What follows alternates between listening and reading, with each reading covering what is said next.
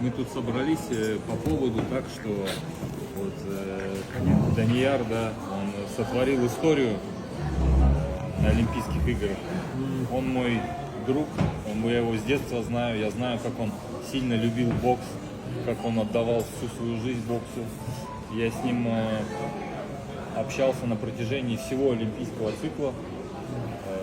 Он обращался за советом к моему тренеру Геннадию Юрьевичу, ко мне, да. Мы ребят с собой в лагерь брали тоже готовиться. Вот он собирал команду, он всегда переживал, как построить для них план, чтобы кыргызстанские боксеры на Олимпийских играх в итоге показали результат какой-то. Геннадий Юрьевич ему очень много помогал в построении плана, да.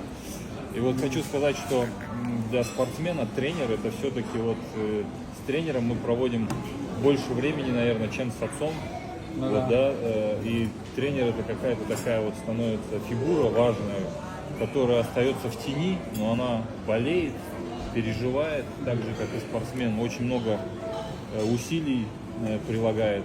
И вот Данияр вот немного остался в тени у нас после Олимпийских игр.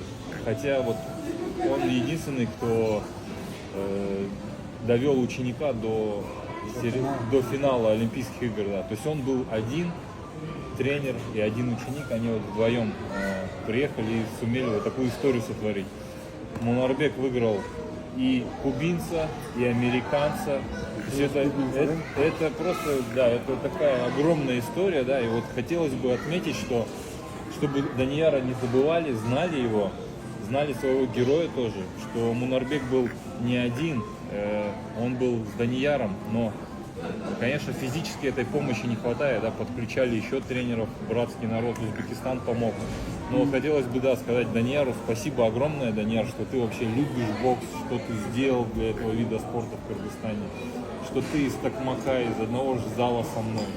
Поэтому, да, я вот от себя, от своей команды, от нашей, да, вот я бы хотел бы там Данияру там небольшой такой, да, презент там вручить. Данияр, спасибо, брат.